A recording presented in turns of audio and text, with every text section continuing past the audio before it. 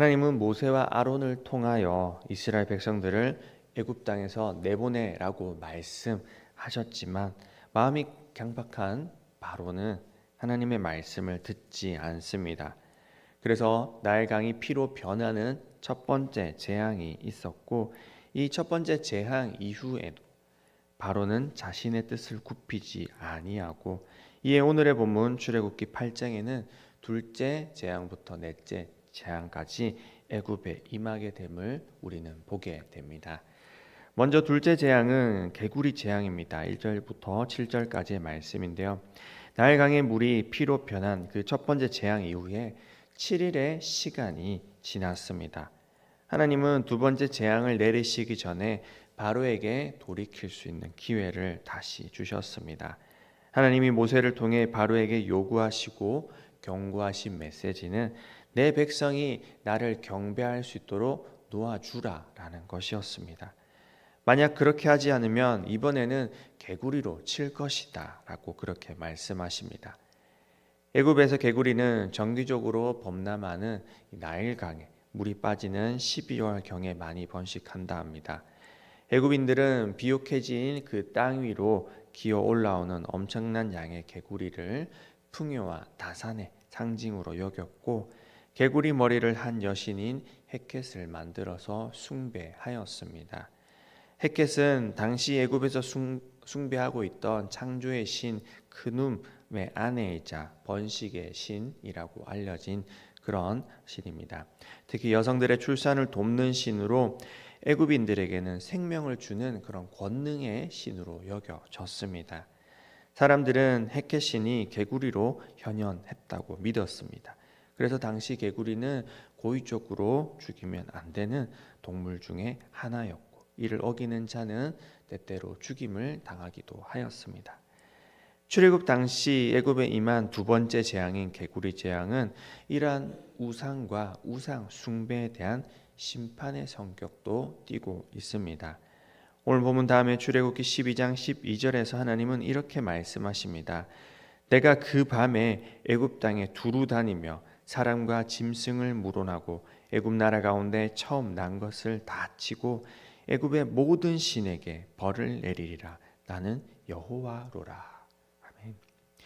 개구리 재앙과 함께 나일강이 피로 변하는 것, 이 파리, 소와 가축, 우바, 온 땅에 임한 어둠과 같은 그런 다른 재앙들 역시 그 땅에서 섬기고 있던 이집트인들이 섬기고 있던 각 신들과 관련이 있는 것으로 여겨집니다. 하나님께서 모든 신을 벌하겠다 하신 그 말씀처럼 여호와 하나님은 누가 진짜 신이고 가장 강한 신인지를 애굽의 왕 바로와 그의 백성들에게 보여주셨습니다.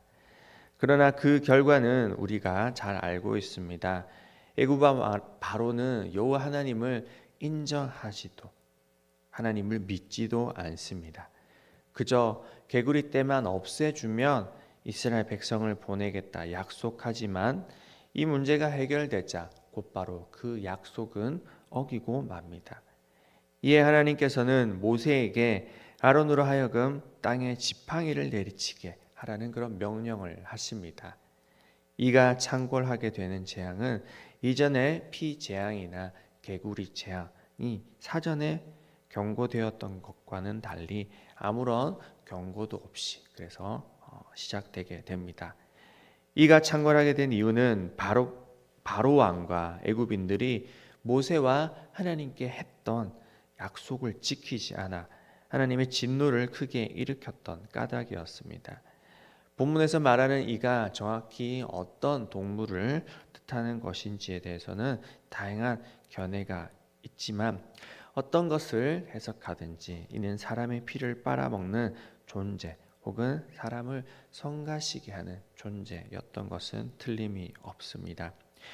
이 세 번째 재앙부터는 이집트의 요술사들도 감히 그것과 비슷한 것을 흉내조차 내지 못하게 됩니다.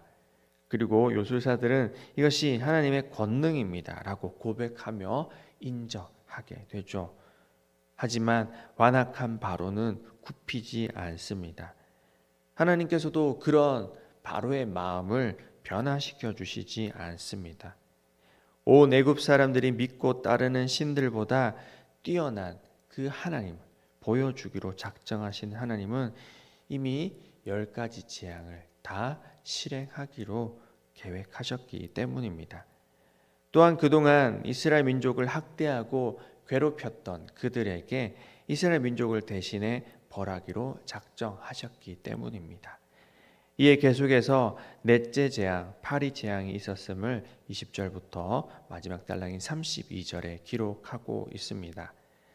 첫째 재앙부터 이 재앙인 셋째 재앙까지는 모두 물과 땅에서 이루어진 재앙인 반면에 넷째 재앙인 파리 때 재앙은 공중에서 이루어지는 재앙이었습니다. 이는 횟수를 더해 갈수록 재앙의 범위가 커져가고 있음을 보여줍니다.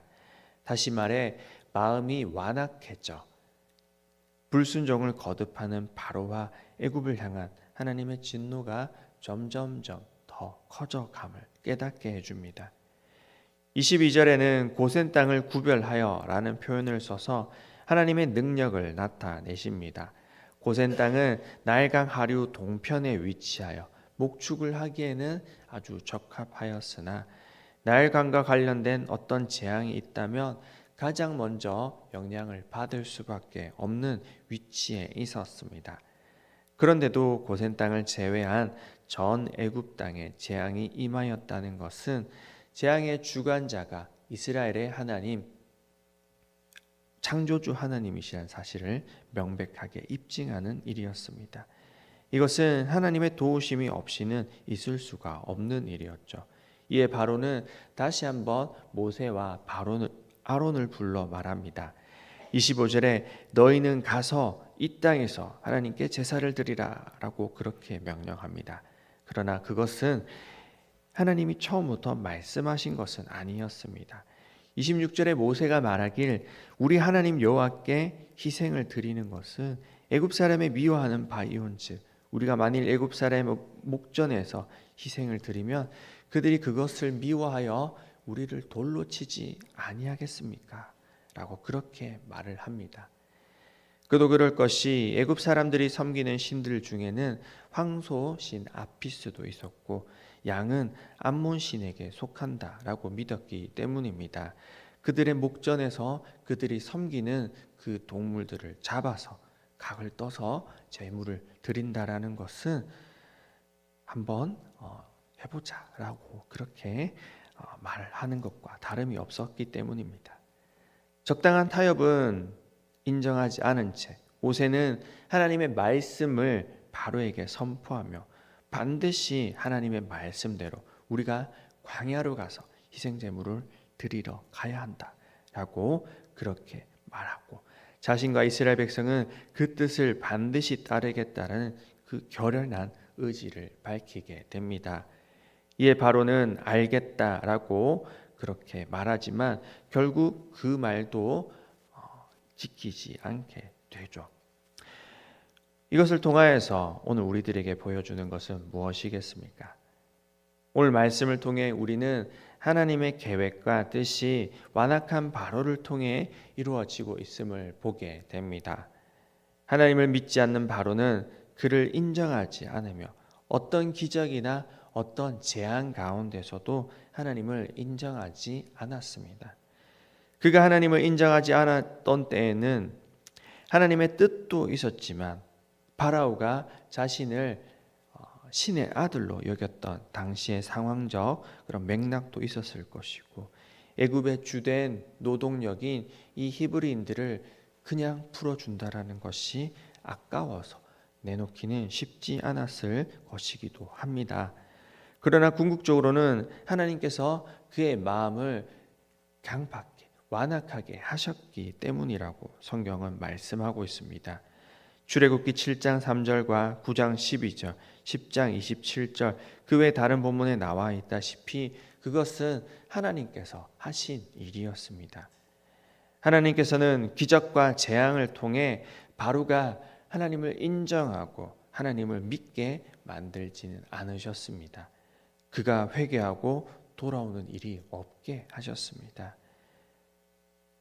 바로처럼 완악하게 되지 않는 것은 그래서 참 감사한 것이고, 믿음은 하나님의 선물인 것을 우리는 알 수가 있습니다. 에베소서 2장 8절에 너희는 그 은혜에 의하여 믿음으로 말미암아 구원을 받았으니 이것은 너희에게서 난 것이 아니요 하나님의 선물이라 라고 그렇게 말씀합니다. 우리는 때때로 믿지 않는 이들이 변하기 위해서 하나님께 기적을 구하기도 하고 어떤 드라마틱한 그런 사건을 보여달라고 말하지만 그것은 믿음의 필요 조건은 아닙니다. 오직 하나님의 은혜에 의하여 우리는 믿음을 가지게 되기 때문입니다. 오직 우리에게 믿음 주시고 하나님의 자녀 되게 하신 하나님께 그래서 감사드려야 합니다. 우리의 행위로 얻는 구원이 아닌 오직 예수 그리스도를 믿음으로 우리가 구원을 얻은 것이고 이것은 전적인 하나님의 은혜이기 때문입니다. 그래서 우리는 그런 하나님께 간구할 수밖에 없습니다. 주변에 믿지 않는 나의 가족, 나의 이웃 혹은 친구들이 하나님을 믿는 데에는 기적이 필요한 것이 아닌 하나님의 은혜가 필요하기 때문입니다. 그렇지 않으면 그 누구도 기적을 보고 변하지 않습니다. 하나님께 매를 맞아도 돌아오지 않습니다. 그러므로 우리가 해야 할 것은 기도하는 것입니다. 은혜와 자비가 풍성하신 하나님께 우리 주변에 하나님을 믿는 기회를 갖지 못한 이들에게 믿음 허락해 주시기를 간구하며 완악한 마음을 변화시켜 하나님의 자녀로 삼아 주시길 기도해야 합니다. 그들이 구원을 받기로 작정되었든지 그렇지 않든지 우리는 알 수 없지만 누군가 그들을 위해 기도할 그럴 사람이 없다면 그저 지옥으로 갈 수밖에 없는 불쌍한 영혼들을 기억하며 우리는 중보하며 하나님께 은혜 베푸시길 간구할 수밖에 없을 것입니다. 모든 사람이 구원받길 원하시고 악인이 죽는 것도 원하시지 않는다. 에스겔에게 말씀하신 그 하나님의 말씀을 기억하며 오늘도 우리는 하나님께 은혜를 간구하며 기도해야 합니다. 그런 우리의 기도를 통해 믿지 않는 이들이 하나님께로 돌아오는 그런 기적이 있길, 오늘도 그런 우리의 삶의 모습이 되길 하나님의 도우심이 임하길 간절히 바라고 소원합니다. 기도드리겠습니다.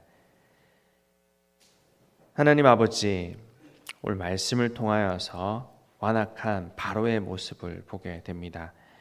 하나님의 도우심과 은혜 없이는 변할 수 없는 한 인간의 모습을 보게 됩니다.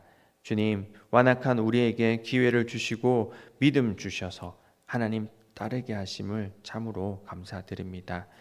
그런 우리를 변화시킨 것처럼 우리 주변에도 있는 믿지 않는 이들 주님 내버려 두지 마시고 그들에게도 기회를 주시고 하나님의 자녀 되는 복을 누리게 하옵소서. 완악한 그들의 마음이 녹아져서 하나님께 회개하며 변화되는 삶을 누리게 하옵소서. 오늘 우리의 기도 가운데 응답하여 주시옵소서. 또한 이 시간 주님 앞에 귀한 예물 올려드립니다. 내어드린 예물 기뻐 받으시고 주의 나라와 주의 의를 위하여서 복음이 전하여지는데 귀하게 쓰여지게 하옵소서. 감사드립니다. 예수님 이름으로 기도드립니다. 아멘.